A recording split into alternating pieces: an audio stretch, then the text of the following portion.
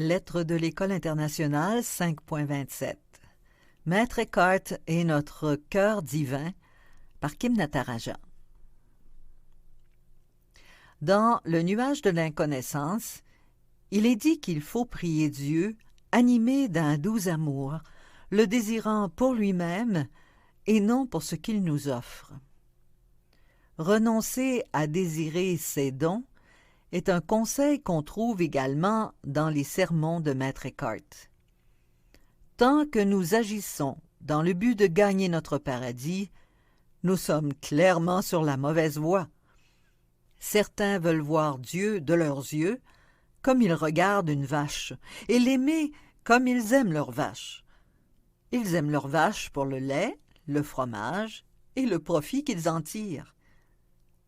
Il en est ainsi des personnes qui aiment Dieu pour les richesses extérieures ou le confort intérieur qu'il procure. Elles n'aiment pas Dieu comme il faut lorsqu'elles l'aiment par intérêt personnel. Ce que je vous dis là est la vérité.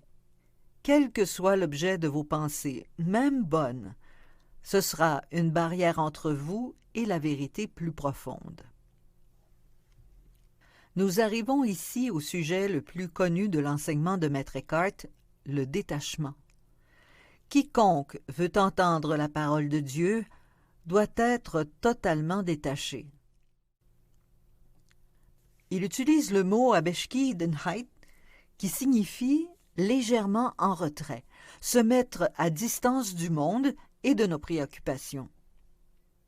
Au lieu d'être tiraillé de tous côtés face à ce qui nous arrive, par les réponses émotionnelles de notre être individuel, comme il l'appelle l'ego, nous devons nous tenir légèrement en dehors de l'agitation de la vie quotidienne.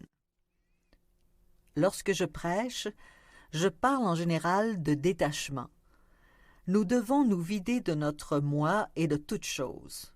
En second, nous devons être recréés en ce seul bien qui est Dieu. Troisièmement, nous devons réfléchir à la grande noblesse de notre âme, afin de retrouver ainsi l'émerveillement devant Dieu. En quatrième, je parle de la pureté de la nature divine, car l'éclat de la nature divine est au-delà de toute parole. Dieu est une parole tacite. Le détachement de toute pensée égocentrique, renoncée à soi, et du monde matériel, nous amènera à nous rappeler notre nature intérieure divine et la noblesse de notre âme, ce qui nous conduira ensuite à la juste attitude envers Dieu, à nous émerveiller de Dieu et à la vraie connaissance de son être essentiel, le silence. Rien ne décrit mieux Dieu que le silence. Maître Eckhart sait, d'expérience personnelle intuitive, que nous sommes capables de descendre jusqu'au pur fondement de notre être, de prendre conscience de l'étincelle divine et d'être ainsi transformés en Christ, montant avec lui vers Dieu en cette vie. John Main partagea cette expérience, ce qui lui fait dire « Jésus a envoyé son esprit demeurer en nous, faisant de nous tous des temples de sainteté.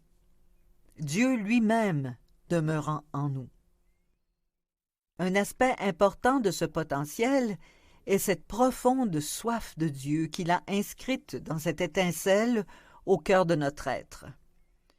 L'urgence de l'enseignement de Maître Eckhart vient de sa conviction que chacun doit prendre conscience de ce potentiel. Lorsqu'un homme sort de lui-même pour trouver Dieu ou le chercher, il fait erreur.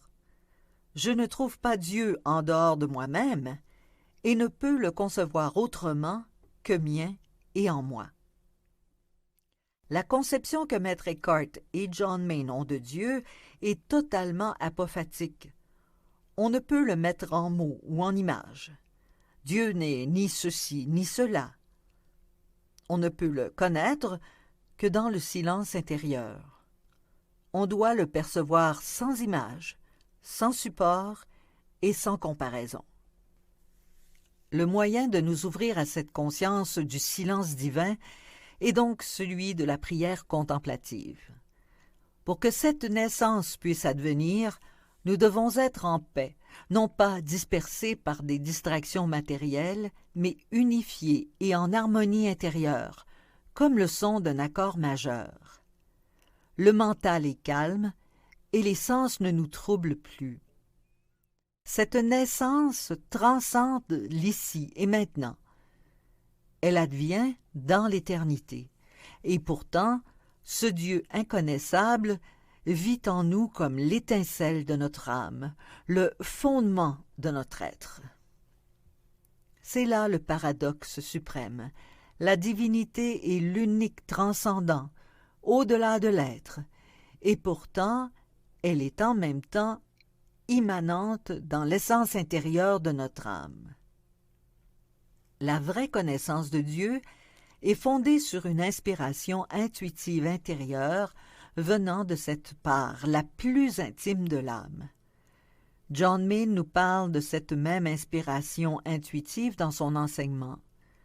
Nous savons que Dieu est intimement avec nous, et nous savons aussi qu'il est infiniment au-delà de nous.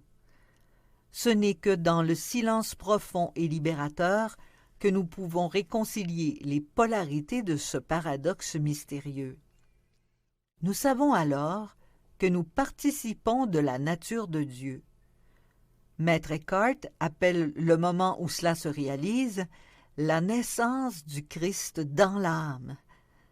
Il pense que c'est l'expérience suprême, comme saint Augustin qui dit que m'importe que cette naissance du Christ se produise sans cesse si elle ne se produit pas en moi.